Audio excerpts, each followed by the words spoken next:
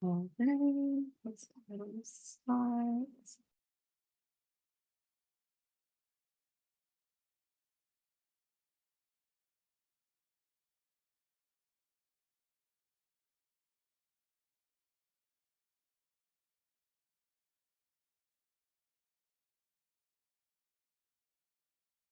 Hello and good afternoon, everybody. We will go ahead and get started. Welcome to the Family and Youth Services Bureau's Adolescent Pregnancy Prevention Programs pre-applicant webinar for the Competitive Personal Responsibility Education Program.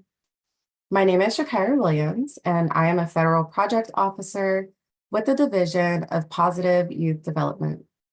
I am joined by my colleague, Sion Bornez, who is also a Federal Project Officer. Sion will host the Q&A session at the end of the webinar, and she will also be monitoring the chat. Throughout this training, throughout this webinar, the Competitive Personal Responsibility Education Program will be referred to as PREP or CPREP.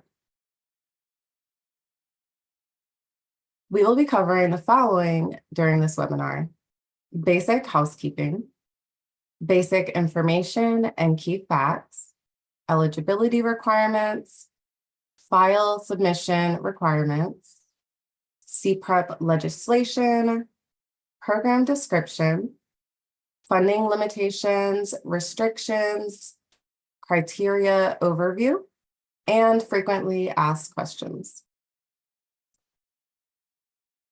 I would like to cover some basic housekeeping for this webinar. Please note, this webinar is being recorded and it will be posted to the FISB website. All participant lines will also be muted for the duration of the webinar. At any point during this webinar, you may submit questions by utilizing the Q&A box or through the chat. All questions will be reviewed, and if received through email, they will be answered via email or through redirection to our frequently asked questions document. That document can be found online, and it will also be dropped in the chat. The purpose of this webinar is to develop a better understanding of eligibility, formatting and submission requirements, and programmatic expectations. It is very important to remember that this webinar is not a substitution for reading the Notice of Funding Opportunity, which I will refer to as NOFO from here on out. And this webinar does not address each element that you may find in the NOFO. It is important to remember that the Family and Youth Services Bureau will not provide direct guidance or instruction in the development of your project design or on the writing of your application. You should use your best judgment in determining whether your project will meet the requirements outlined in the NOFO. If the information from this webinar and the NOFO differ, you are to defer to the NOFO. The NOFO takes precedence. Your participation is voluntary, and it will not affect the eligibility, scoring, or award selection. If you choose to submit a question through the chat and you would like to remain anonymous, please change your participant name. To change your name, please click Participants at the bottom of the screen where you see the red arrow. Hover your mouse over your name, click the three dots which are highlighted, click Rename. A pop-up box will appear, and in the pop-up box, you can enter your display name and then click Change.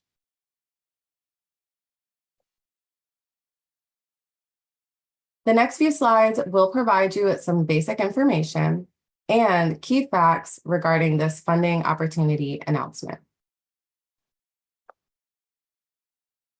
You are attending the pre-applicant webinar for the Competitive Personal Responsibility Education Program.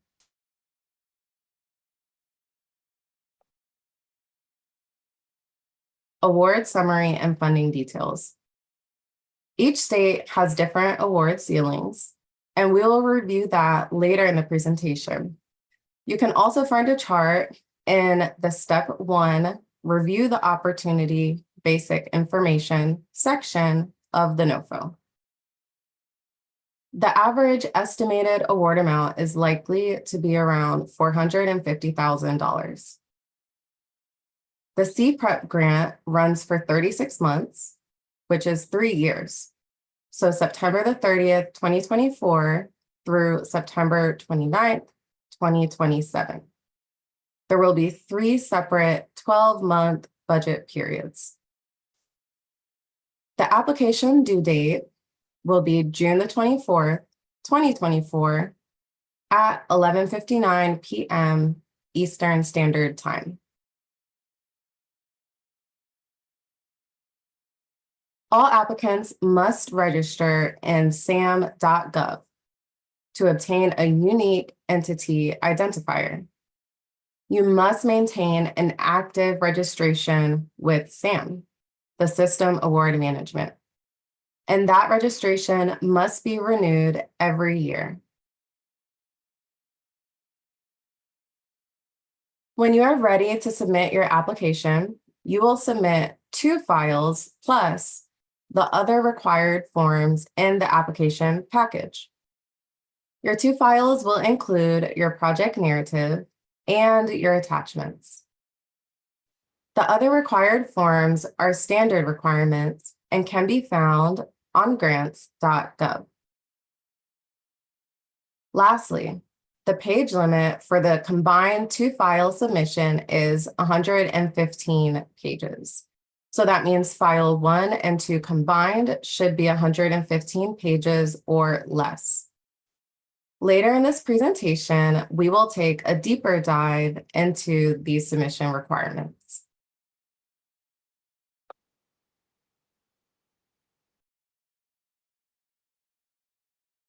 Eligibility requirements. Available funding is limited to the following states and territories only. You can see in the chart the ceiling. The ceiling is the maximum amount of funding that an organization or entity can receive each budget year. You may find this chart on page 6 of the NOFO.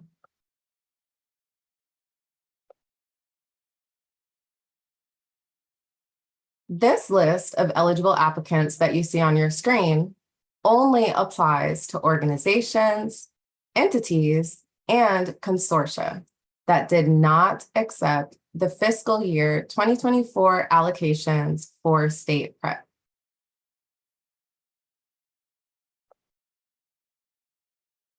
Let's discuss locality restrictions. Eligible applicants are limited to local organizations and entities, including faith-based organizations or consortia, with the capacity to develop and implement competitive PREP projects in the states or territories that did not accept states' allocations of PREP funding. Applicants located in and/or proposing to manage a project from an ineligible state cannot propose a project that serves an eligible state. In the case of consortia, applying to serve an eligible state, applications from entities that are not located in the eligible state will be disqualified. In the case of consortia applying to serve an eligible territory or a number of eligible territories, applications from entities that are not located in the eligible territories will be disqualified.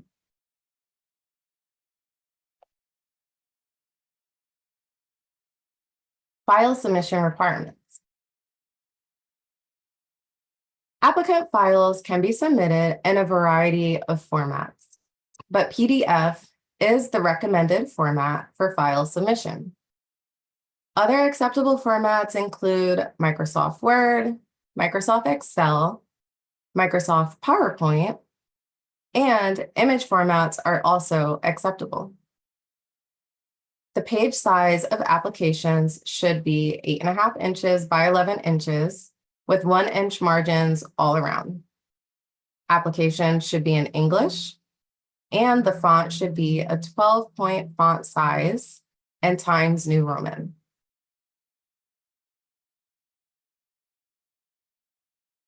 To continue, some sections must be single-spaced. For example, the table of contents and project summary.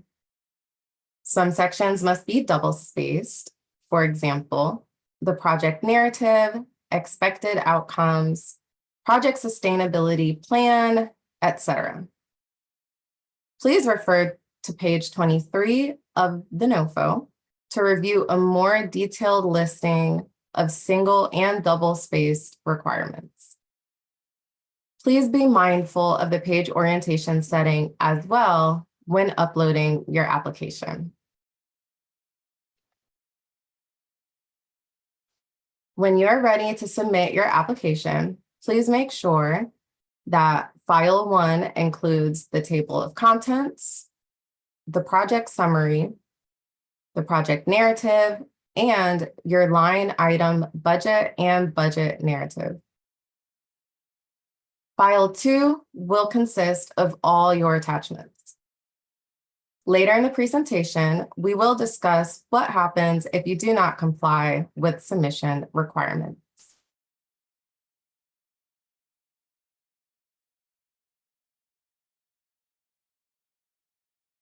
On your screens, you can see the legislation which authorizes and funds the PREP program.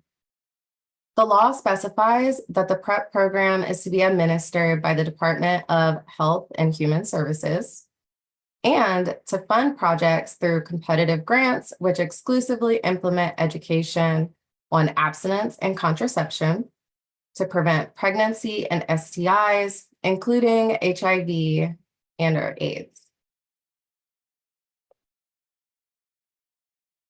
Over the next few slides, we will briefly summarize the program goals, objectives, and requirements. The goal of the competitive PrEP program is to prevent teen pregnancy, reduce the risk of STIs, including HIV and/or AIDS, and promote successful transition of youth to adulthood. All projects should be targeted and holistic in approach. All projects must use evidence-based programming. Applicants should use best practices to replicate evidence-based effective programs or incorporate elements of effective programs that have been proven to be effective in changing behaviors, including delaying sexual activity, increasing condom and contraceptive use for sexually active youth, and reducing pregnancy among youth. The information should be factually correct, age-appropriate, culturally and linguistically appropriate, and inclusive to all backgrounds. Projects should be focused on youth between the ages of 10 and 19, or pregnant and parenting youth under the age of 21. And projects should promote successful and healthy transitions to adulthood through implementing adulthood preparation subjects, which we will discuss later in the presentation.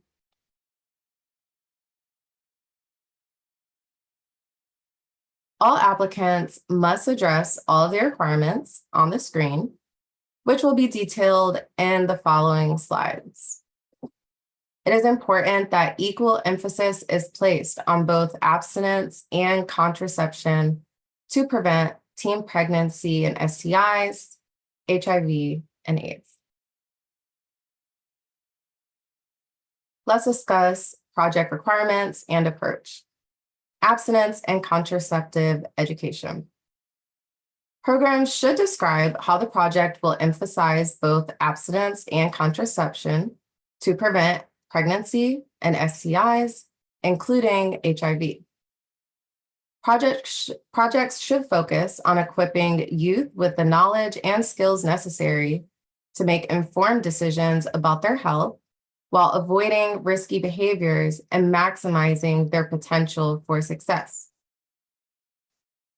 Adulthood preparation subjects. PrEP requires all programs to include adulthood preparation subjects. These subjects are designed to support youth's successful transition to adulthood.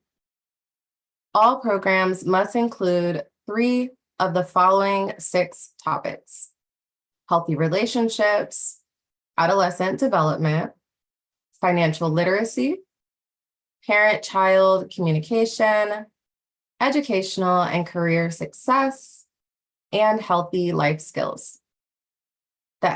The adulthood preparation subjects are designed to support youth's successful transition into adulthood.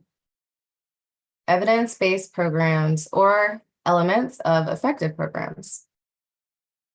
It is a requirement to incorporate or replicate elements of programs that have been shown to be effective in changing youth's behavior. This means you should provide a rationale for choosing the evidence-based or effective model. You should cite data that demonstrates evidence of effectiveness of your proposed program. And you should identify the methods you plan to use to ensure that the people delivering the program have been or will be formally trained. Projects must use programs or models that address content requirements while meeting the needs of your chosen populations. To continue, all intervention designs must sustain fidelity to the original evidence-based or effective program model. This means that you should provide a plan for how the intervention will be implemented with fidelity, including consistent fidelity monitoring of program implementation. Next, we have medically accurate materials and appropriate approach. You should explain how you will ensure that all curricula, services, and materials are medically accurate, culturally appropriate, age appropriate, linguistically appropriate, inclusive, and voluntary. Linkages and referrals. Your programs should provide and describe teenage pregnancy prevention related referrals to other providers of healthcare services, such as school-based programs, clinic-based programs, and/or youth development programs. Please refer to the NOFO for additional information on these requirements. Referrals and linkages should be youth-friendly.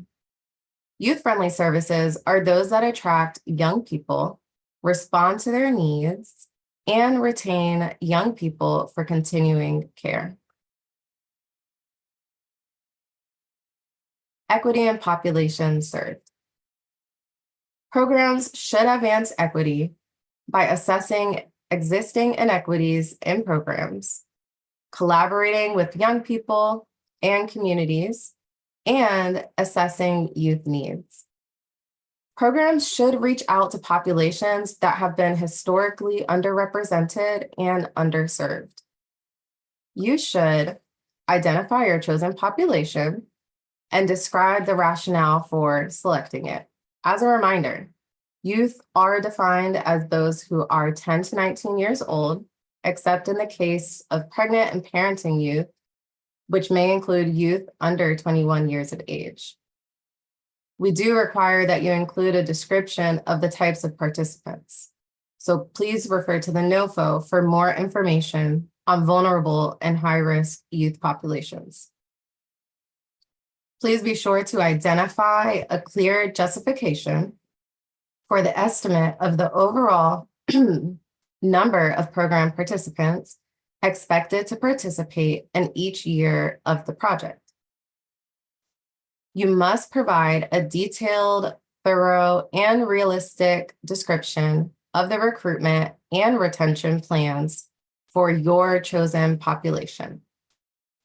The approach described must be specific for the target population, service delivery location, and implementation settings. And you should identify the methods that will ensure that facilitators and/or educators who will deliver the programs have been or will be formally trained in equity, cultural competence, and cultural humility.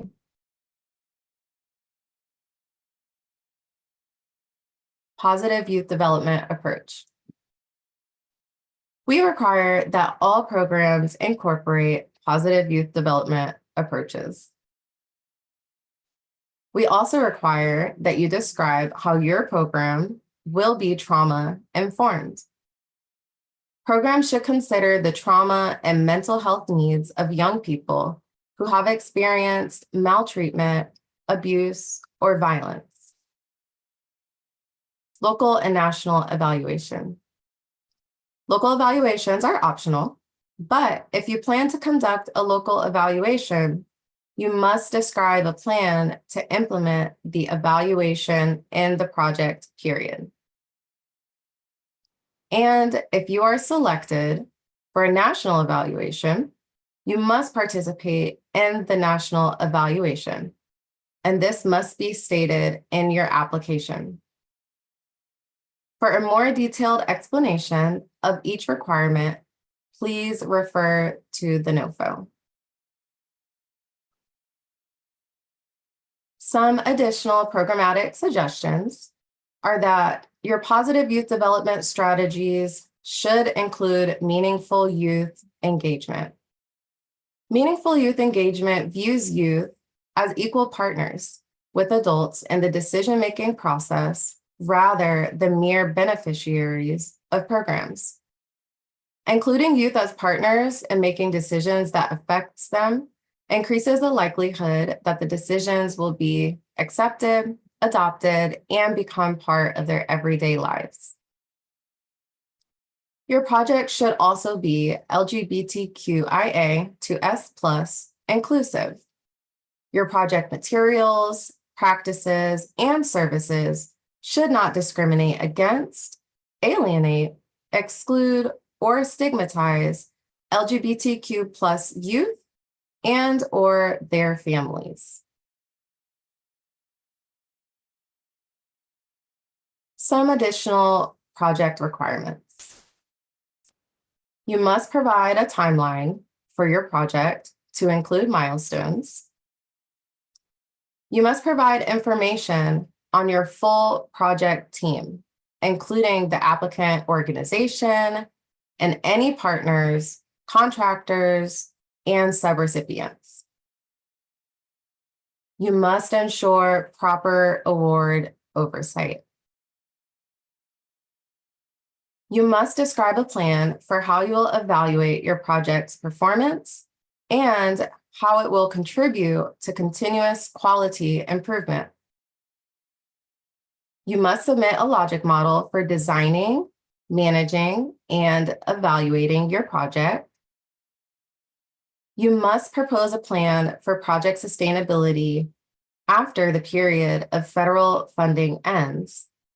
And you must describe how you will collect, safeguard, protected personally identifiable information, and other information that is considered sensitive.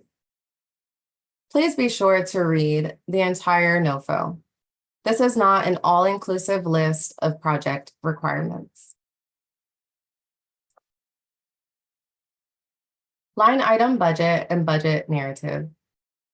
When creating the budget for your programs, you should include costs for 2 key staff members to attend the 3-day Adolescent Pregnancy Prevention Annual Grantee Conference. You should include costs for 2 key members to attend a minimum of 1 of 2 topical training sessions each year of the 36-month project. You should include estimation methods, quantities, unit costs, and other similar quantitative details and you should include indirect costs.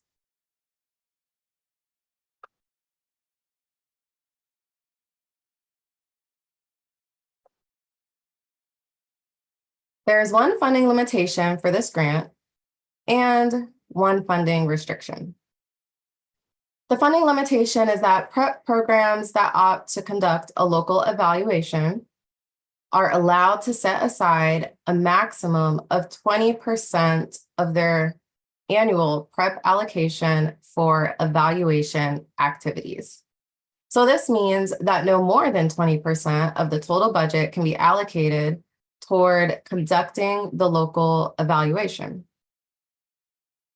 The funding restriction is that although PrEP allows funded agencies and organizations to assist the youth in their programs and finding services and making referrals, healthcare and other such services may not be paid for with PrEP funds.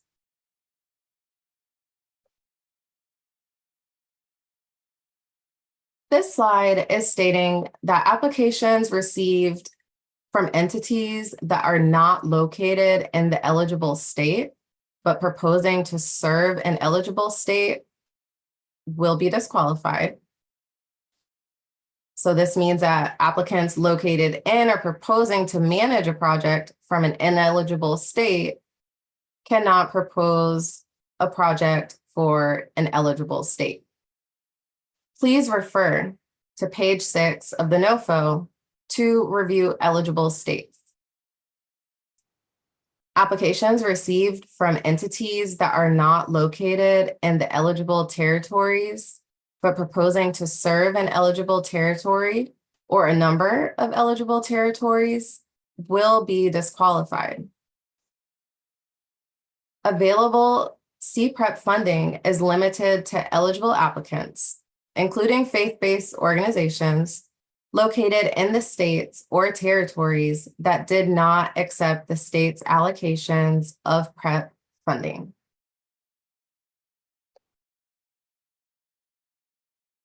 The following will result in your application being disqualified. Request for funding above the award ceiling. So this is the award ceiling for your particular state. Your application will be disqualified if it is submitted after the deadline. It will be disqualified if it is from an individual, including a sole proprietorship or a foreign entity. It will be disqualified if it is received in paper format that didn't have a previously approved exemption from ACF.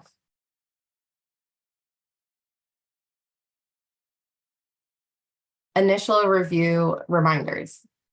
Please take note of some of the additional application review requirements.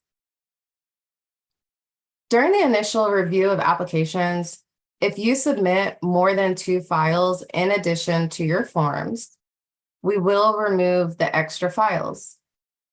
We will let you know if this happens. We will also remove blurred or illegible pages and any file formats that are not supported. We will not review any pages that exceed the page limit. And if your application fails to adhere to ACF's NOFO formatting, font, and page limitation requirements, we will adjust your application by removing pages from the application. We will remove the pages before the merit review, and we will not send them to reviewers.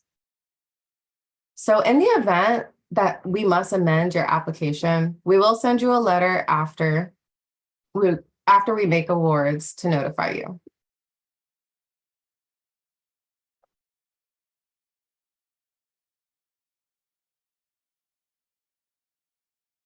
This is at a glance of how applications will be assessed.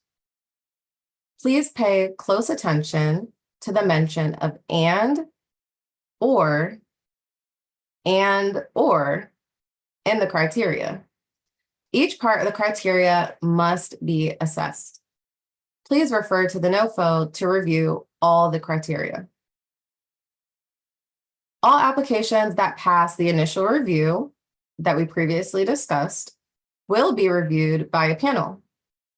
Applications will be scored according to the following criterion: objectives, outcomes, and need for assistance, project timeline and milestones, approach and project sustainability, program performance evaluation plan, organizational capacity and plan for oversight of federal awarded funds, and budget justification.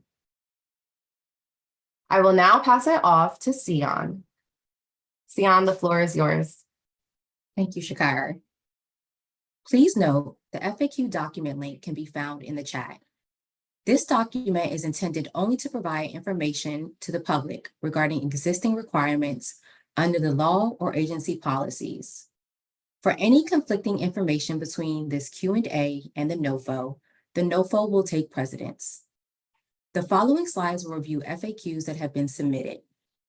Please remember that questions asked during this presentation will not be answered live. All questions will be considered for the FAQ document. Please frequently check the website for FAQ updates.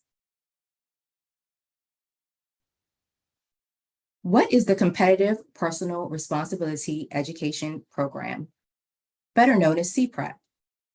The purpose of the competitive PrEP program is to educate youth and young adults on both abstinence and contraception to prevent pregnancy and sexually transmitted infections, STIs, including HIV and AIDS, and promote successful transition of youth to adulthood through education on key topics. When is the application deadline?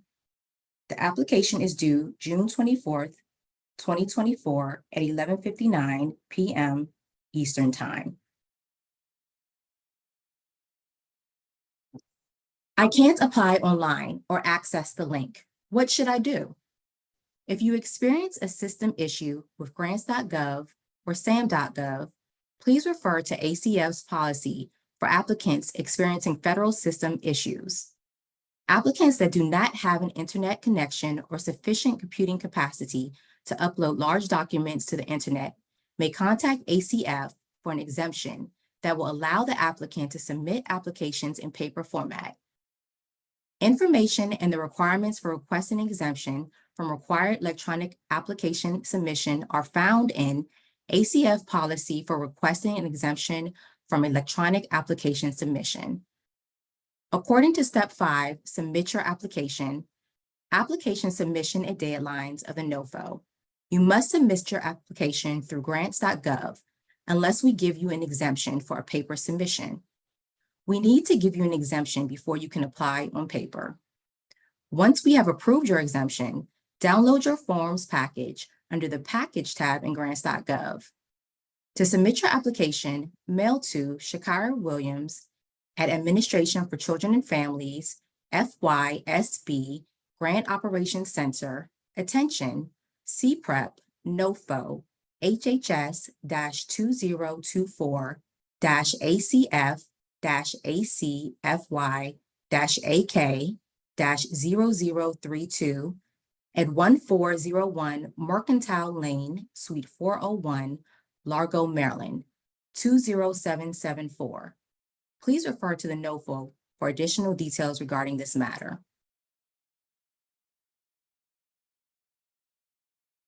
Can you confirm what the award ceiling is for this grant? The summary grant award ceiling and the ceiling for the states are different. The maximum award amount for the first budget period award ceiling is based on the state in which your project will be implemented. Please refer to the chart located in the Step 1 Review the Opportunity Basic Information section of the NOFO for information on your state's award ceiling.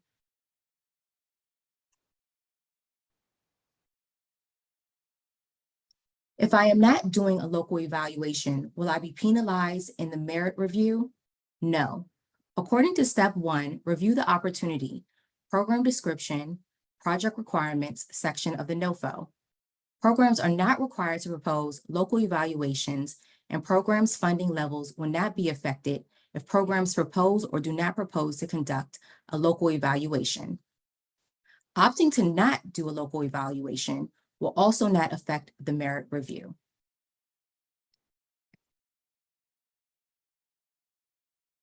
I don't see my state listed.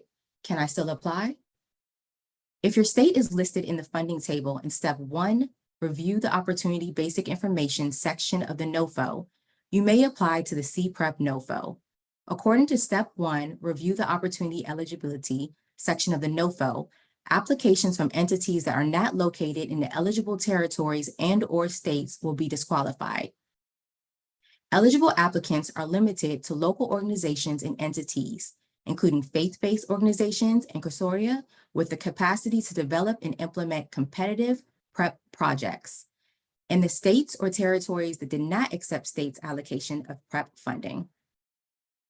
Applicants located in and/or proposing to manage a project from an ineligible state cannot propose a project that serves an eligible state. If your state is not listed, your state government has likely accepted its allocation of PrEP funding, and local entities are ineligible to compete for CPREP funds. We are a public school, small business, county government. Are we eligible to apply? Please refer to step 1, review the opportunity eligibility section of the NOFO. The NOFO states that applicants eligible for PrEP funding are limited to the following local organizations, entities, and consortia: county governments, city or township governments, special district governments, independent school districts, public and state-controlled institutions or higher education, Native American tribal governments, federally recognized, public housing authorities, Indian housing authorities, Native American tribal organizations other than federally recognized tribal government, nonprofits with 501c3 status with the IRS other than institutions or higher education, nonprofits without 501c3 status with the IRS other than institutions of higher education, private institutions of higher education, for-profit organizations other than small businesses, and please refer to the others in the eligibility criteria in the NOFO for clarification. Do I need to submit a budget for each year of the grant in my application? Please refer to the NOFO section, step 3, prepare line item budget and budget narrative for information on budget requirements. The NOFO states you will provide this information for the initial budget period only, typically the first 12 months of the project. The NOFO states that only certain curriculum will meet PrEP requirements. Does my curriculum meet the requirements? Please refer to the NOFO for information related to the selection of curriculum. The NOFO states that PrEP programs are required to replicate or incorporate elements of programs that have been shown to be effective in changing youth behavior. PrEP projects must use programs or models that address content requirements while meeting the needs of your chosen populations. More information on evidence-based programs may be found on the Teen Pregnancy Prevention Evidence Review website. Is cost sharing required for this grant? No, this grant does not have a cost sharing requirement. If you choose to include cost sharing funds, we won't consider it during review. However, we will hold you accountable for any funds you add, including through reporting. If you don't provide your promised amount, we may have to decrease your award amount or use other enforcement actions. Does key personnel refer strictly to management positions? As this is a competitive process, we cannot comment on, provide direct guidance, or instructions in development of your project design or on the writing of your application. You should use your best judgment in determining whether your project will meet the requirements outlined in the Notice of Funding Opportunity. How do I find out if my state has received PREP funding in the past? A link has been provided in the FAQ document, which you will find in the chat. Please click that link to determine if your state has been granted a recipient in the past.